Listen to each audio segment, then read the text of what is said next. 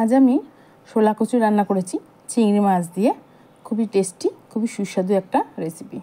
এটা বাঙালিদেরই খুবই প্রিয় একটা খাদ্য, সবাই পছন্দ করে, ঘরে ঘরেই রান্না হয়। তবে আমি যেভাবে রান্না করি আমি সেটাই শেয়ার করছি। তার জন্য আমি শোলা কচু আর আলু বেশ ডুমো করে কেটে নিয়েছি, আর চিংড়ি মাছটাকেও ভালো করে ছাড়িয়ে নিয়েছি। এবার শোলা কচুটাকে আমি নুন দিয়ে একটু জলে একটুখানি জাস্ট ভাপিয়ে নেব, আর চিংড়ি মাছটাকেও নুন হলুদ মাখিয়ে রাখছি। এটাকে আমি পরে ভাজবো। তো কড়ার মধ্যে আমি সরষের তেল দিয়ে দিলাম। এদিকে আমার শোলা কচুটাও বেশ একটু ভাপানো হয়ে গেছে, ওটাকে জল থেকে তুলে নিলাম। এবার ওই কড়ার মধ্যেই আমি একটু চিংড়ি মাছটাকে ভাজতে বসিয়ে দিলাম। খুব একটা কড়া ভাজবো না, অল্প একটু ভাজলেই হবে। এবার চিংড়ি মাছগুলো ভাজা হয়ে গেলে ওই তেলের মধ্যে আমি গোটা গরম মশলা, গোটা সাদা জিরে, শুকনো লঙ্কা আর তেজপাতা ফোড়ন দিয়ে দিলাম। যখন ফোড়নের বেশ একটু গন্ধটা আসবে তখন ওই আলুটাকে দিয়ে দেবো, যেটা আমি ডুমো করে কেটে রেখেছিলাম। একটু ওটাকে ভাজবো। তারপর ওর মধ্যে আমি কচুটাকেও দিয়ে দেবো, দিয়ে আলু কচু দুটোকেই আমি বেশ ভালো করে একটু ভাজবো।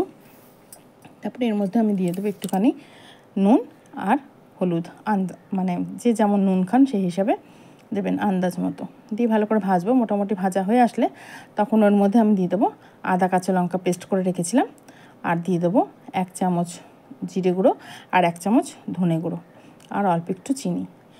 আপনারা চাইলে লঙ্কার গুঁড়ো দিতে পারেন, আমি তো লঙ্কার গুঁড়ো খাই না, ওর জন্য লঙ্কার গুঁড়ো দিলাম না। জাস্ট একটুখানি কাশ্মীরি লঙ্কার গুঁড়ো দেবো পরে। ভালো করে এবার এটাকে কষাবো যতক্ষণ না মশলার থেকে বেশ কাঁচা গন্ধটা চলে যাচ্ছে আর একটু তেল ছেড়ে আসছে।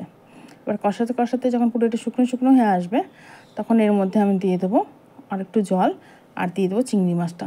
ওটা দিয়ে আবারও একটু কেটে কষাবো যাতে চিংড়ি মাছের ফ্লেভারটা পুরো ওই গ্রেভির মধ্যে চলে যায়। তাহলে কিন্তু বেশ টেস্টি লাগবে খেতে।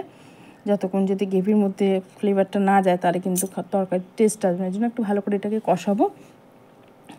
কষাতে যখন আবারও পুরো শুকিয়ে যাবে তখন জল দিয়ে এটাকে ফুটিয়ে নিলেই কিন্তু রেডি হয়ে যাবে শোলা কচু দিয়ে চিংড়ি মাছের ডালনা। খুবই টেস্টি লাগে খেতে। আপনারা এটা পেঁয়াজ রসুন দিয়েও খাওয়া যায়, তবে আমি এভাবেই খাই।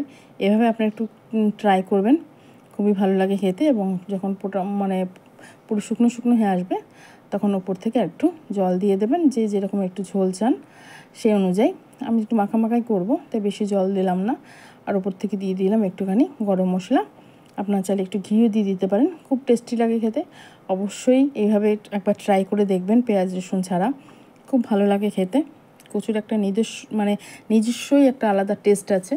আর শোলা কচু তো কাঁচাই লোকে বেটে খায়, এত কোনো গলা ধরা কোনো ব্যাপারই থাকে না। নিশ্চিন্তে এই কচুটা খেতে পারেন, খুবই ভালো লাগে খেতে। আর যদি ভালো লাগে অবশ্যই লাইক কমেন্ট করবেন। আমার রেসিপি যদি আপনাদের ভালো লাগে অবশ্যই শেয়ার করবেন, করে আমার পাশে থাকবেন।